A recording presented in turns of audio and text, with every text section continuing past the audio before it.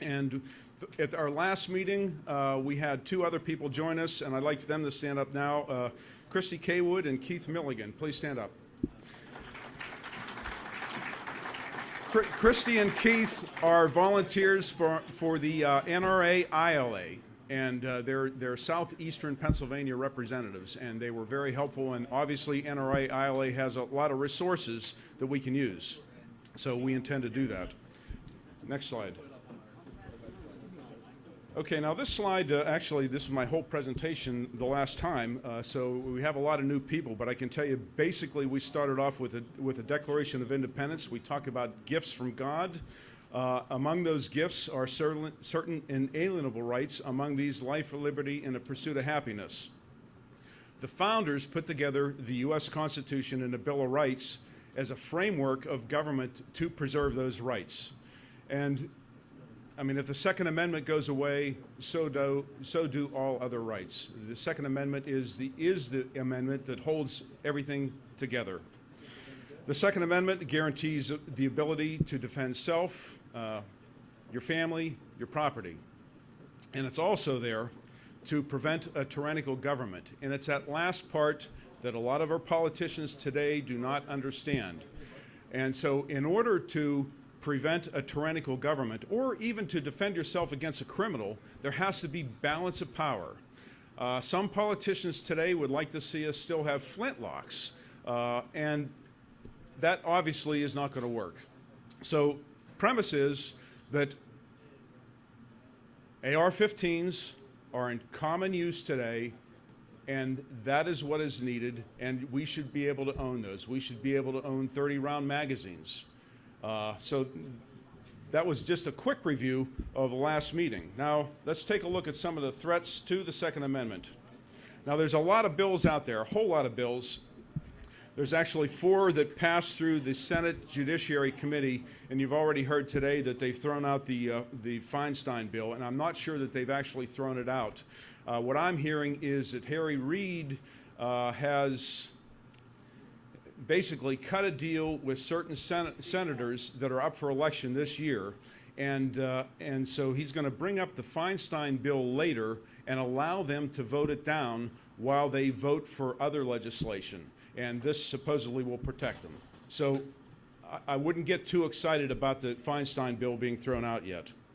And Feinstein bill is a S-150. There's another bill, the S-374. It's the Schumer bill. It's supposed to be universal background check, but essentially what it is universal registration. And we all know that where you have registration, the next step is confiscation, and the next step, we've seen it in the 20th century, 170 million people murdered by their own governments. So there's a reason why we don't want registration. And Keith Milligan put together some talking points. I'd like to read a couple of them here. If a gun owner leaves their spouse at home for more than 7 days, it is an unlawful transfer and they become a felon facing 5 years in prison. It would be illegal to lend a gun to a friend to take shooting. This would be a transfer, causing the offender to face 5 years in federal prison. If a hunter wants to lend a gun to a friend to go hunting, it's a felony. So don't just look at the name of the bill, you have to understand what's in it. And we're going to rely on Gun Owners of America, we're going to rely on NRA, ILA to guide us. We're a small group. We need their guidance with us. But clearly, we need to stand firm. All right, let's see. The next bill is S-146. It's the School and Campus Safety Enhancements Act. And according to GOA, this is neither pro-gun or anti-gun, and they're not going to oppose it. Their fear is, though, that there'll be an amendment attached to it. And so that's what we need to be concerned about. So they're not going to oppose it if it will go through without amendment. And then the one that's really scary, according to Gun Owners of America, is S-54, Stop Illegal Trafficking in Firearms Act of 2013. And this bill, essentially what it does, it's a Trojan horse in that it makes it easy for otherwise law-abiding citizens to be caught in an act that'll make them a felon. And and so it's important that we stand up against these laws. On a state level, nothing appears to have legs at this time, and at the local level, preemption certainly helps, although we do have some municipalities that still try to put something through, like we saw Upper Moreland recently. Next slide, okay. And there's been surprising little talk about this, but yesterday, the UN began their final conference for the Arms Trade Treaty. And bottom line is, if this is ratified for the Senate, it will make the Second Amendment null and void. So, I mean, it's a big issue, and we need to stay on top of this. I'm not quite sure why we're not hearing more right now, but hopefully our friends at NRA, ILA, and Gun Owners of America will guide us in that process. There are also anti-gun groups here. First two you know on the list, the Brady Campaign, Coalition to Stop Gun Violence. They're up to what they've been doing for many years now. There's a new one on here, Buck Safe. Now this one is being headed up by Steve Santosario, and as I understand it, he's a state legislator in Bucks County. And with the potential aspirations for higher office. In fact, there are some rumors out there that he may be running against Fitzpatrick. So, and here's a definite anti-gun guy.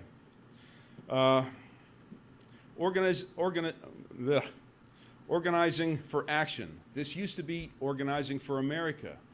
They're the ones that got Obama elected for the second term. They're good. They're active, and one of the issues that they've decided to take up is the gun issue. Now, I can tell you that they are focusing their effort not so much on what's happening with the gun laws coming through Congress now. What they want to do is take over the House of Representatives in 2014. And if they do that, I can tell you we're dead in the water. So we can't allow that to happen. Mayors Against Illegal Guns. And this is Bloomberg. He was already brought up once tonight. But bottom line, he's willing to spend billions, his own money, to take our guns away. And we can't let that happen. Now, there are a number of local mayors that belong to MAIG. And I'll share some names with you a little bit later here. Next slide. All right, continuing our threats. All right, we're the enemy in many regards for two reasons. One is complacency. This is a great turnout tonight, but you know what happens if these bills die going through the legislature now? Are you still going to be out here in a couple months from now? Are you still going to, will you be active in a 2014 election? If you're not, I'm telling you, we deserve what we get. So we gotta stay active. It can't be just here now because everybody's talking about it. You gotta stay active on this. And we have to go on offense. When we're not on defense, you know, we have HB 357. We'll talk about that a little bit more. We have to push those through. Andy's Sheriff's Project is another local action we can take. So commit now to get involved and stay involved. The second reason, gun owners are divided. You know, now maybe the folks in this room are all on the same page, but I can tell you the person that lives across from me is a gun owner. Yet he sees no reason for me to have my AR-15. That's a problem. Now, I could bully my neighbor. I'm not going to do that, but I can convince him. I mean, we've learned a lot of stuff here. We've gone back, Declaration of Independence, you know, Constitution, what it means. We all have the arguments now to go out and convince gun owners that, hey, this is not about just owning. You have a right to own what you want to own, and you have a right to own what it takes for you to be able to defend yourself against what criminals have. So we need to come together and stay together.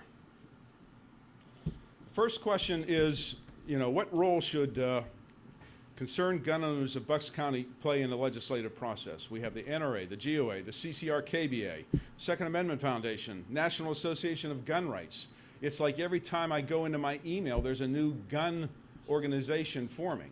Well, they're all kind of national. For me personally, I'm going to stick with NRA and GOA, and there may be others that come up.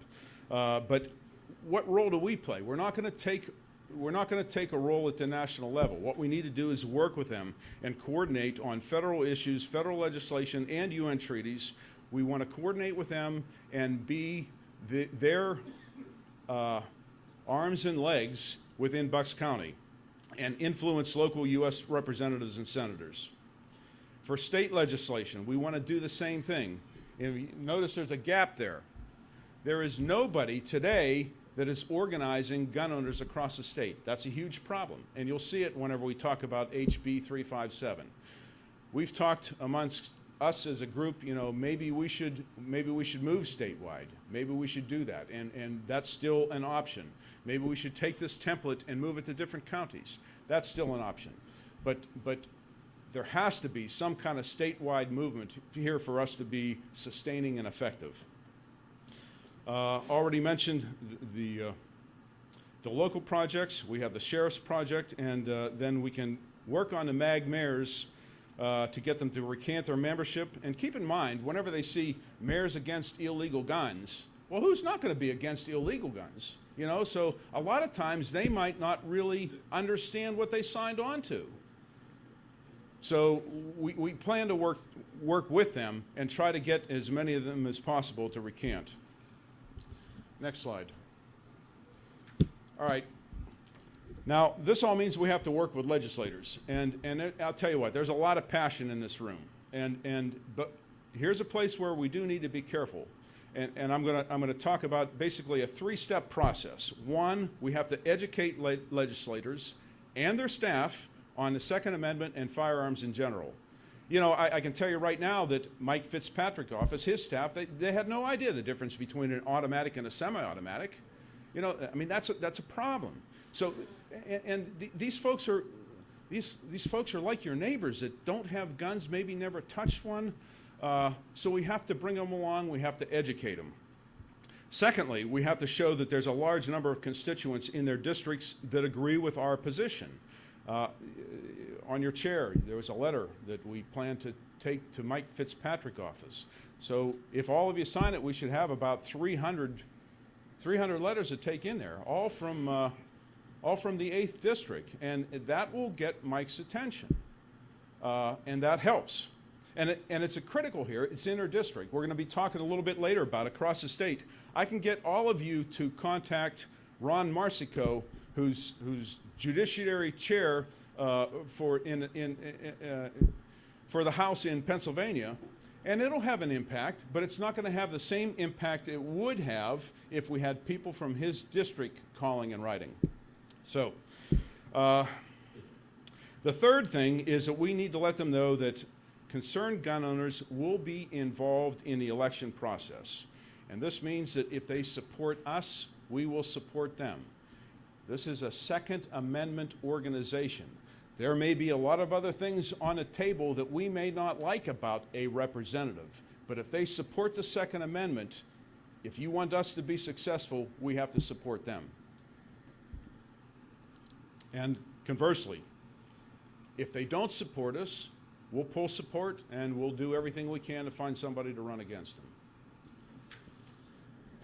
Okay, let's take a look at some of the specific projects. We have a project, Mike Fitzpatrick, and most of you know he's kind of riding the fence right now. He puts stuff out there, you know, that you could really read it either way. And Mike represents a moderate district. And so the steps that I talked about are the steps that we have to take with Mike. First step is for us to visit him, meet with the staff, get to know them, start to educate them on the process, bring in a stack of letters and say, look, these are all people from one meeting. We plan to organize in the 8th District, and I think he'll be on board with us. And if he's not, we'll cross that bridge when it comes to it. But we got to play this out. HB 357. Okay, we're coordinating efforts with Metcalf's office. There's a gun rally in Harrisburg on April 23rd. This is basically a Metcalf event. And there's a sign up, I believe there's a sign up for a bus, right, Steve? We're not yet. Okay. All right. So if you can, go and support. And we'll come up with the talking points to help you whenever you go down there if you're meeting with state legislators. Ron Marsico, chair of the House Judiciary Committee. What's baffling is he has an A+ rating from the NRA. So why is he holding this bill up? I don't have the answer to that question. It's something we need to find out. But again, through the help of our friends from NRA ILA, we were able to get a list of the gun clubs and the gun stores in his district. And we're going to reach out to them and get them to get behind us with this initiative. And keep in mind that there's also 25 people on the Judiciary Committee, and we have to do the same thing with each one of those. And then we have to duplicate that effort on the Senate side. So you can see it's a huge undertaking, and we have our work cut out for us. And it's not going to happen tomorrow, but we hope to have something accomplished. We hope to have a bill by the end of this year. Next slide. Okay, these are the mayors that we have now. Christy, these are the ones that are up for election. These are all mayors that are up for election this year. This year. All right. So they're on the ballot.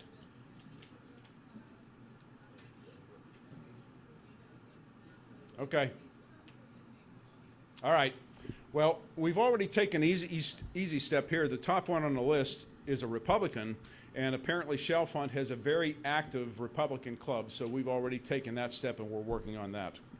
So yeah, I think we've done okay in a month. We have a lot more work to do. I can tell you that we can't do it without you. Lou Zoppel has sent an email to the rest of the 20 people on this list asking for your support and your help. We hope to bring more people to the group and get active so that we can get some of this stuff accomplished.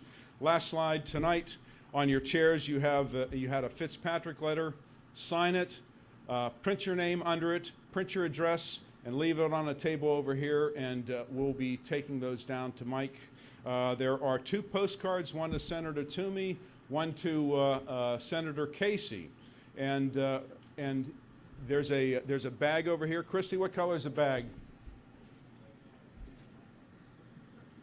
Okay, sign those cards, put them in the orange bag. Christy will be taking those back with her. This way you don't have to pay them postage to get it there. All right, we talked about sign up for the gun rally. We're not going to do that tonight, but if you can, go. Call Ron Marsico's office in support of HB 357. Phone number 717-783-2014. We want him to bring the bill before the Judiciary Committee. Write letters, visit, call your local representatives. We will be providing talking points. Be polite, don't threaten, and we'll take this a long way. Volunteer to reach out to gun clubs and gun stores in select districts across the state in support of HB 357. We'll be reaching out to you, asking for your help in order to do that. Last thing is get involved and stay involved in politics, particularly the 2014 election.